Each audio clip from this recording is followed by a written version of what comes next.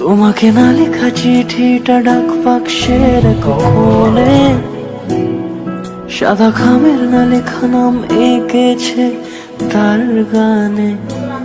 সেই চিঠি যত লেখা থাকে একা একা। Good morning everyone. আজকে মঙ্গলবার, সকাল এখন বাজে 9টা। আজকে সকাল সকাল উঠেছি, তার কারণ হচ্ছে তোমাদের দাদাভাই উঠে বেরোলো, কল্যাণী গেছে, ও দিদির বাড়িতে গেছে, একটু দরকার আছে তাই।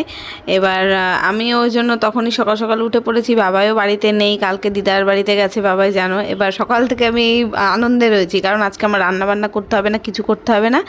ও যেহেতু বাড়িতে নেই তাই ভাবছি বাপের বাড়িতে যাব, বাবাই ওখানে আছে। এমনিতেই বিকেলবেলা ভেবেছিলাম যাব, আমার আইব্রোটা করার দরকার ছিল, তা বাপের বাড়ির ওখান থেকে তো একটা কাকিমার বাড়ির থেকে বিউটি পার্লার আছে, ওখান থেকে আমি তুলি আইব্রোটা। তা ভেবেছিলাম তাই যাব, বাবাইকে গিয়ে নিয়ে আসবো বিকেলে। তা যেহেতু তোমাদের দাদাভাই বাড়িতে থাকছে না, এটা হঠাৎ করেই প্ল্যান হয়েছে যে ও আজকে যাবে সকালবেলা। তো ওই জন্য আবার চলেও আসবে, সন্ধ্যের আগে চলে আসবে। তা আমি ওকে বললাম, ও বলছিল যে বাজার করে দিয়ে যাই, রান্না করো। তা আমি বললাম না, তুমি যখন থাকছো না, দুপুরে তো খাবেই না, রাত্রের চিন্তা সে রাত্রে করবো খুনে, আমি তাহলে ওই বাড়িতে চলে যাই। আর আমার শরীরটাও ভালো যাচ্ছে না, রান্না বান্না আর করবো না, একার জন্য ভাল লাগে বলো? বাবাই বাড়িতে থাকলে তাও একটা কথা ছিল, কেউ বাড়িতে নেই, একা একা ভূতের মতো না, ভাল লাগে না জানো তো। তাই ভাবছি না, মার বাড়িতেই যাই। তাই ভেবেছি একটু সকাল সকালেই যাব। প্রত্যেক দিনই ভাবি আমি সকাল সকাল যাব, কিন্তু সেই গিয়ে পৌঁছাই হয়তো দুপুরবেলা 1:30-2টার সময়। আজকেও তাই হয়েছে। এখন 9:30টার সময় আমি এগুলো সব মানে জামা কাপড় গোছাচ্ছি, বাইরে মেলেছিলাম নাইটিটা, তা শুকনোই নাইটি কালকের, তো ওই জন্য শুকনো একদম খটখটে হয়ে গেছে, সেগুলোও তুলে নিয়ে এসে ভাঁজ করলাম। মাসি এখনও আসেনি, আমি ঘর দোর তার আগেই সমস্ত পরিষ্কার পরিচ্ছন্ন করে চা খাওয়া হয়ে গেছে দেখলে। আজকে যখন বিছানা ছেড়েছি আমাদের ঘরে, তখনই বিছানাটা তুলে নিয়েছি, ওই জন্য আর শ্যুট করা হয়নি। তারপরে এই ঘরে বিছানাটা একটু ঝেড়ে ঝুড়ে দিলাম, জামা কাপড় গোছালাম, তো জামা কাপড়ের মধ্যেও দেখবি একটু কেমন ধুলো ধুলো থাকে না, বাইরে মেলা থাকলে সেগুলো, মানে বিছানাটা কেমন বালি বালি হয়ে যায়, তা সেটাও ঝেড়ে নিলাম। আর ওই যে এখন কাজের মাসি এসছে, এখন প্রায় 10টা 10:30 মনে হয় বাজে। বাসন মাজছে ওখানে, কলে প্রচণ্ড রোদ, তো ওই জন্য ওখানে একটা মানে বিছানার চাদরকে ভালো করে দড়ি দিয়ে বেঁধে নিয়ে তারপরে ওখানে কলে বসে বাসন মাজে। আজকে মাসি আসার আগেই এসছে, কটায়? 10:30টায় এসছে, এখন 10:40। মাসি আসার আগেই আমি এগুলো সব মেজে নিয়েছি, কাপ প্লেট যেগুলো সব ছিল। এই যে রান্নাঘরও ক্লিন করে নিয়েছি, আজকে যাব বাপের বাড়িতে। আর এই ঘরও গোছানো আছে। এখন আমি স্নান করব, ঠাকুরের বাসন মাজবো, স্নান করব। কালকে গাছে প্রচুর ফুল ফুটেছিল, আর আজকে ওই জন্য গুনাগুনতি 4-5টা মতন ফুল রয়েছে। ওই স্নান করে নিয়ে তারপরে তুলবো। গরম লেগে গেছে, এইটুকুনি কাজ করতে গিয়ে ঘেমে যাচ্ছি। চলো স্নান করে এসে দেখা যাচ্ছে। তখন ভাবলাম স্নান করতে যাবো, এবার সবে ঢুকছি বাথরুমে, তখনই একজন মানে একটা দাদু আসে না ভিক্ষা নিতে, সে এসছে। এবার ওনাকে আবার ভিক্ষা দিতে বেরোলাম, তা মাসি বলছে কি তাহলে আমি কাজ করে চলেই যাই, ঘরটা মুছে দিয়ে যাই, তারপরে তুমি স্নানে ঢুকো দরজা আটকে, নইলে কে কোথা থেকে আসবে। মানে এই টাইমটা না ওই ভিক্ষা নিতে আসে, তারপরে ওই অনেকেই আসে, এবার বলা যায় না, আমি বাথরুমে থাকলাম, দরজা ভেজানো যদি থাকে, কেউ ঘরে ঢুকেও যেতে পারে, এরকম হয়েওছে আগে। হ্যাঁ, অনেকে ডাকতে ডাকতে না দরজা খুলে ঘরেও ঢুকে যায়। এরকম একদিনকে নবদ্বীপ থেকে একটা লোক এসে বলছে, মানে ঠাকুর নিয়ে এসছে সাথে করে, গোপাল ঠাকুরের একটা মূর্তি নিয়ে এসছে, নিয়ে গেরুয়া বসন পরে বলছে কি আমি নবদ্বীপ থেকে এসছি ভিক্ষার জন্য। এবার যারা ভিক্ষা নিতে আসবে তারা কখনো কি ঘরে ঢোকে? আমার দরজা খোলা ছিল, আমি রান্না করছিলাম, চিমনি চালানো থাকলে না আওয়াজটা খুব একটা পাওয়া যায় না, বাইরে ডেকেছে শুনতে পাইনি, দেখছি ঘরে ঢুকে চলে এসছে, এসে ভিক্ষা চাইছে। এবার তারপরে তো আমি যাই হোক দিলাম, দিয়ে ওনাকে বিদায় করে তারপরে দরজা বন্ধ করে ঘরে কাজ করছি। তো সেই ঘটনাটা মাসি জানে, ওই জন্য বলছে দরজা বন্ধ করে তুমি স্নানে যাও। তা আমি এই দিয়ে স্নান টান করে পুজো দিয়ে নিয়ে এখন ব্রেকফাস্ট করছি। এখন প্রায় অনেকটা 12টা বেজে গেছে। এখন এই যে একটু ছাতু, তারপরে কলা, এটা আমাদের বাড়ির গাছের আম, তারপরে চিড়ে দিয়ে মেখে খেলাম। তারপরে আমি এডিট করলাম, এতক্ষণ 1 ঘন্টা হয়ে গেছে, এখন 1টা বাজে। এডিট করে নিয়ে ভিডিওটা আপলোডে বসালাম, ভাবছি আমাদের বাড়ির থেকে ওয়াইফাই ভিডিওটা আপলোড করে নিয়েই তারপরে যাব। মানে ভেবেছি সকাল সকাল যাব, সেই সকাল আর হলো না, কিন্তু ভেবেছিলাম সকালের ব্রেকফাস্টটা গিয়ে মার বাড়িতে করবো, তা আর হয়নি। এত সকালে ঘুম থেকে উঠেছি আজকে প্রায় 8টা, তাও মানে যেতে যেতে যেতে আমার 1:30টাই বাজলো এই বাড়িতে। এখন এই রেডি হচ্ছি, রেডি হয়ে তারপরে বাইরে জামা কাপড় মেলে দিয়েছিলাম, স্নান করে উঠেছে, ভাবলাম যে এখনও তো এডিট করব, বাইরে যে টানা রোদ, তার মধ্যে জামা কাপড়গুলো শুকিয়ে গেলে একেবারে ঘরে তুলে রেখেই যাব। যেহেতু তোমাদের দাদাভাই আস্তে আস্তে বিকেল হয়ে যাবে, বাইরে কোনো কিছু রেখে যাবো না, আর ভেজা জামা কাপড় আবার ঘরেও রেখে যেতে ইচ্ছা করে না মেলে। তাই দেখছি যখন যাচ্ছি আমি তখন সব শুকিয়ে কটকটে হয়ে গেছে। একটু গলা টলার দিকে ভেজাটা ছিল, যেখানে ডবল সেলাই থাকে সেই জায়গাগুলো একটু ভেজা থাকে, একটু মেলে ঘরে হাওয়ায় মেলে রাখলে হয়ে যাবে। এখন এই চুড়িদারটা পরে নিলাম। এই কুর্তিটা অনেক দিন বাদে পরছি। মাঝে একটু আমি স্লিম হয়ে গেছিলাম, আবার দেখছি হেলদি হয়ে যাচ্ছি। আমি মোটা হতে চাচ্ছি না, তাও এমনি এমনি মোটা হয়ে যাচ্ছি, কোনো কোনো সময় এমনি এমনিই রোগা হয়ে যাচ্ছি। কি হচ্ছে আমার সাথে জানি না। তো এখন রেডি ফেডি হয়ে নিলাম। আর আমি আর ওই বাড়িতে যাওয়ার সময় এখন আর নাইটি নিই না, মার নাইটি রয়েছে ওটাই পরি। ওই একবেলার জন্য যাচ্ছি, আর বয়ে নিয়ে যাবো না। কিন্তু আমার ওই যে ওষুধপত্র, মাস্ক, তারপরে ফোনের চার্জার, এই সমস্ত কিছু নিয়ে এই লাল ব্যাগটার মধ্যে করে নিলাম।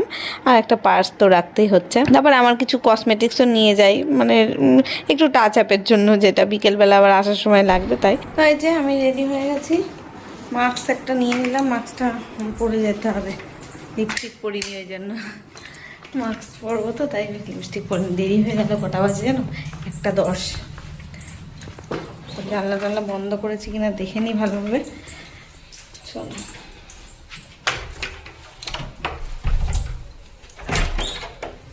ও বাইরে জামা কাপড় আছে, তুলতে হবে।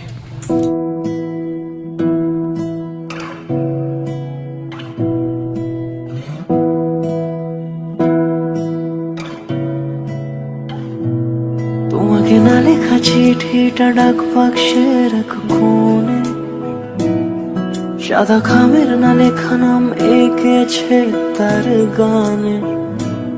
তোমাকে না লেখা চিঠিটা ডাক বাক্সের এক কোণে, সাদা খামের না লেখা নাম এঁকেছে তার গানে। চলো বেরোই এবার।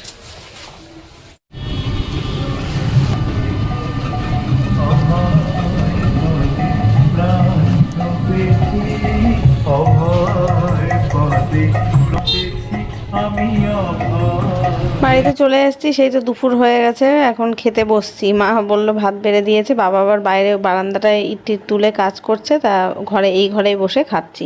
বাবায়ের খাওয়া অলরেডি হয়ে গেছে, আমি খেলাম এখন। Good evening. আমরা এই যে চা খেতে বসেছি। সেই দুপুরবেলা লাড্ডু খাবো না, দুপুরবেলা ঘুমাতে পারিনি, আজকেও ঘুমাইনি। এই এখন উঠলাম, চা খাচ্ছি। তারপরে আবার দোকানে যাবা? আর বাবার দোকানেও যাবো। চা খেয়ে তারপরে মুখ চোখ ধোবো। চোখ মুখ পুরো কালো লাগছে আমার। সেই দুপুরবেলা ভাত খাওয়ার সময় এসছি। আর রেডি করে এখন এই যে আমরা বেরোচ্ছি, দোকানে যাব। ভুরু তুলতে যাওয়ার দরকার ছিল আমার। এখানে যেখানে যাই সেই কাকিমার বাড়ি নেই, তাই দেখি বাজারের দিকে, দোকানের দিকে। হ্যাঁ দেখি, হ্যাঁ নিয়েছে। দোকানের দিকে গিয়ে দেখি ওখানে একটা পার্লার আছে, যদি খোলা থাকে ওখান থেকে আইব্রোটা করে নেব। ভুরুর অবস্থা দেখেছো, ঘেমেছি আমি। গরম আজকে প্রচণ্ড। মা আসছে দোকান থেকে চা খেয়ে, এই বাড়ির থেকে একবার চা খেলাম, মা করেছিল। তাও আবার বাবার দোকানে চা খাবো। ওখান থেকে বাবাই আবার কিছু খাবে, খেয়ে দিয়ে আবার তোমাদের দাদাভাই বলেছে প্যান্ট কিনতে, দেখি যাই কিনা, ওপারে যাবো কিনা দেখি। হাফ প্যান্ট বলেছে কিনে নিয়ে আসতে। ও তো নিজে জামা প্যান্ট কিচ্ছু নিজে কেনে না, সব আমি কিনে দিই, তাই পরে এখন আপাতত।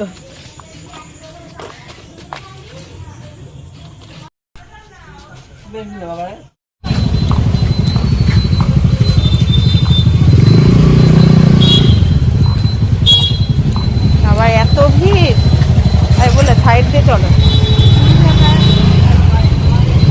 এনে দিয়েছো কাপ? আবার চা খেতে এসেছি। ও চা নেই, ও চা খেয়ে এখান থেকে বাড়ি চলে যাবো।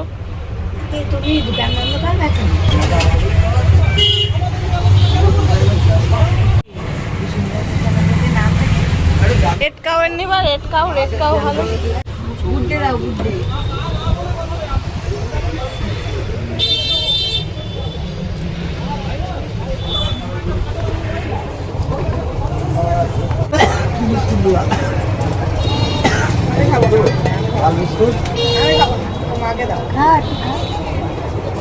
একটা দাও আবার দেখা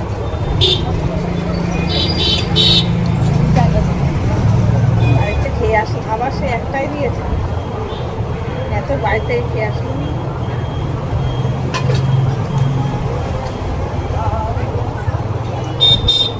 আজকে দোকানে এসেছি আমরা অনেক দেরি করে, 8:30টার সময় দোকানে এসেছি, চা খেয়ে বেরোলামই প্রায় 8:45। তারপরে বাবাইকে বললাম তুই কি খাবি, ও বলছে যে না আমি কিছু খাবো না, গুড ডে বিস্কুট দিয়ে আবার এখানে চা খেলো। প্রথমে মা বলছিল এগরোল খাও, ওকে জিজ্ঞেস করছিল, তা বলছে না ও রাতে নাকি বিরিয়ানি খাবে, ওর বাবাকে বলেছে। এখন রাত 9টা বাজে, এখন আসলাম তোমাদের দাদা ভাইয়ের জন্য 2টো হাফ প্যান্ট কিনতে, ও বলেছিল তাই। এখানে কি ভিড় দেখেছো দোকানে।